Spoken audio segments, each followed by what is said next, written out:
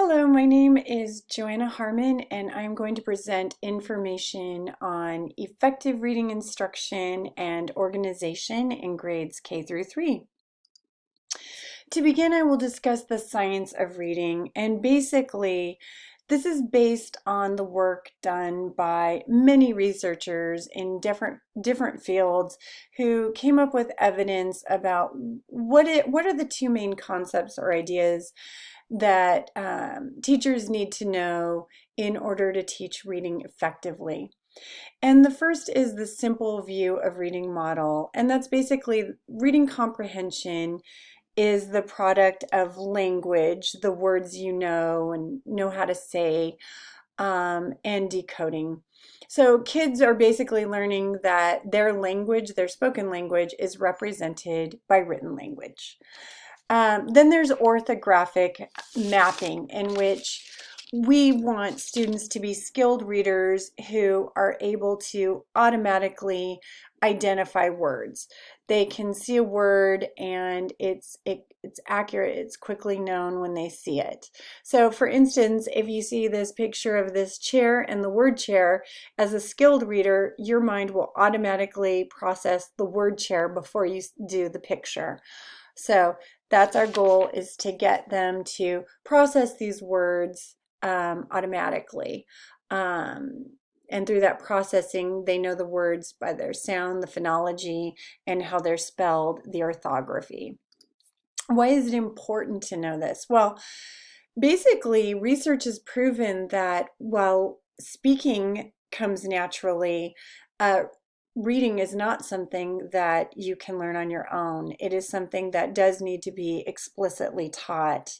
And all students are able to achieve, become competent readers, and as long as they're receiving the necessary literacy skills at their appropriate grade level. Now, this comes through structured literacy.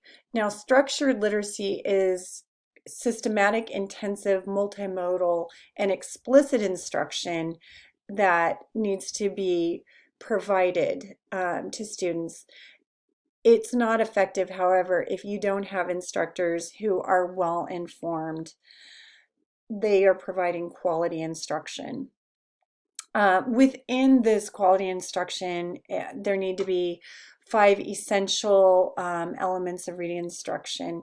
So those are phonemic awareness, phonics, text, comprehension, vocabulary, and fluency. Now, the thing that we need to understand is that all children need to learn the same things. So they all need to learn these areas. However, some may need extra support. But if a student doesn't receive structured literacy, then they are not headed to becoming competent readers. So the first area we'll discuss is phonemic awareness, and that's basically can the students manipulate and hear individual sounds and words. So for example, dog has 3 phonemes or 3 sounds.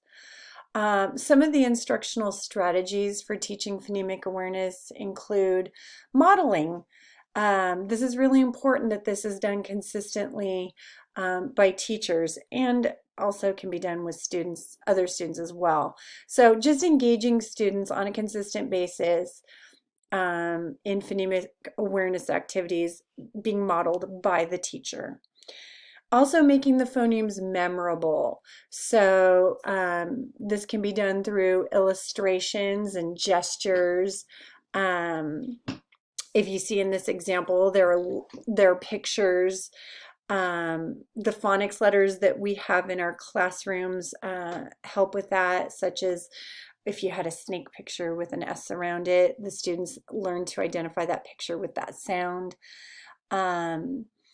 Also, just being very aware that students have different needs. Some are going to learn it much faster than others, and others are going to need additional practice, which can come during small group instruction. The next area is phonics, and this is basically teaching students that sounds and letters have a relationship that translates into the text that they're pronouncing. including what we need to include in our teaching is teaching the letter sounds as well as those complex spelling patterns, and the methods for using this information to actually decode words and sound them out. What's really important is that phonics is taught systematically, that there's a very clear plan in place, and that it's done on a regular basis. Some instructional strategies that are really effective is embedding the phonics instruction in text. So this one I feel very strongly about. They have to see these words in actual text. I think that gives it much more meaning and a great way for them to practice. Sequential blending needs to be done regularly, especially in kinder and first, where the teacher is modeling scanning the letters and going from left to right. Again, emphasizing teacher modeling. Analogy-based phonics instruction, here you see is an example down here in this card. We have the onset, the letter, the first letter, and then the rhyme, in which students are learning the word families, and that helps them to identify other words. Fluency. Students need to learn to read fluently at their grade level, accurately and with automaticity and with effortlessness when recognizing words. We want them reading at an appropriate speed or rate for their grade level, and definitely using expression and text phrasing correctly. And then checking to see, do they comprehend what it is they're actually reading? Some of the instructional strategies for teaching fluency include modeling, which is really important that this is done regularly, again, can be done by teachers, parents, and other students. And one of the things with modeling fluency is not only modeling it correctly, but also modeling it incorrectly so students can identify, oh, wait a minute, she's not doing that correctly. I like to do that with expression, and the students say, you're reading like a robot. So they get to see, oh, that's not how you do it. And then you can discuss, well, what is the correct way to do it? Monitoring and accountability. We need to check in with our students, listen and check that they're actually reading it correctly, or areas that we need to help them in. Identify those areas, make sure that we're discussing what they're reading. And another great idea is to have them practice reading and recording themselves on the computer, which I see doing during small group instruction. Reading practice, we've got to give them daily practice, but not just leaving them off on their own, monitoring and giving them feedback. This additionally helps in building their reading stamina, which has been linked to getting them more engaged in their reading and giving them more, they spend more time when they're doing their SSR, their sustained silent reading. Comprehension strategies is basically, can the students interpret and understand the information that they're reading within text? With Common Core, we're looking at informational text and literature. And some of the instructional strategies, one important one is reciprocal teaching, which begins with the teacher modeling and going into depth on how to practice predicting and question generating, clarifying, and summarizing as they are reading. So this modeling continues with several texts, and then the students are given the opportunity to practice, but the ultimate goal is that the teacher gradually releases the students to do this on their own, so that this becomes a natural strategy. These are natural strategies that they will use when they're reading. So then there is comprehension monitoring and fix-up strategies. And this is where we're teaching students metacognition. So students are learning to monitor their own reading comprehension, and we teach them how they do that. So some of the areas to touch on are planning, checking, monitoring, revising, and evaluating their comprehension while they're reading. Cooperative interactive comprehension discussions. Another biggie that came out with Common Core is having the students work in cooperative groups.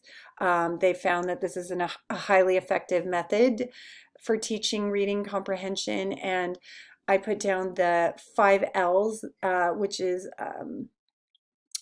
something they can do in groups where they're reading nonfiction text, let's say about a historical figure, and you could pick one of the L's such as learn, so they can go and learn more about that historical figure through text together as in their groups and discuss it and come up with information.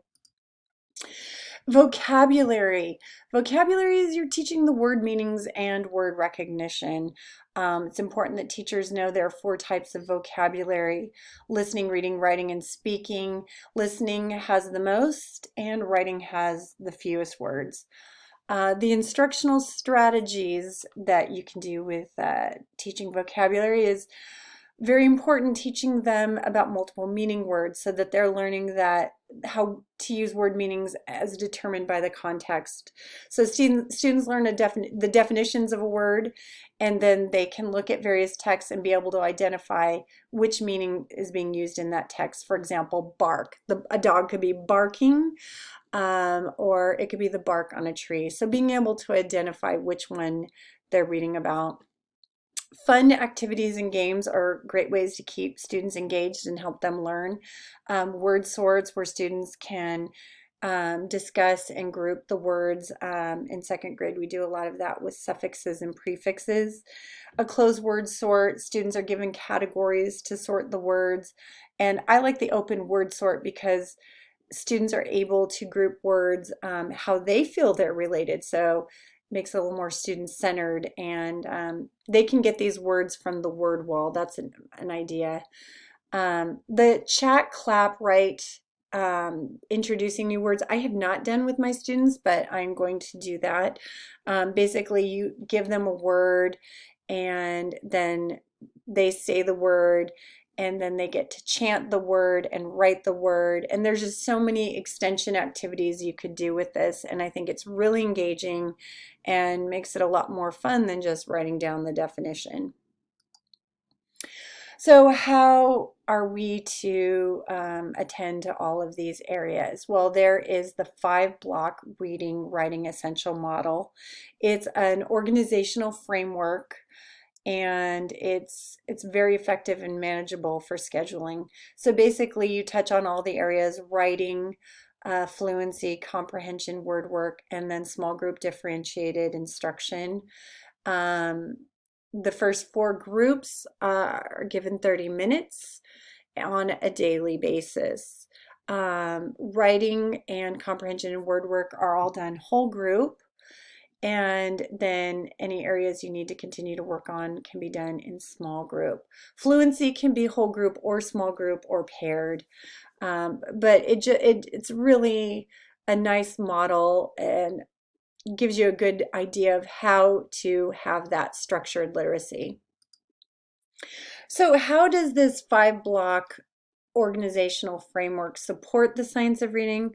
Well, students are getting the structured literacy, as I mentioned. So you know you're touching on all those essential reading areas. It definitely hits the orthographic mapping and decoding within these areas, which research has proven students need to become competent readers. There's allotted 30 minutes of time to maximize learning, and all readers are receiving the necessary instruction to become the competent readers that we want them to be. However, you can also supplement more instruction for those students who need extra support during the areas of need. So that is my presentation. Here are my references. Thank you very much.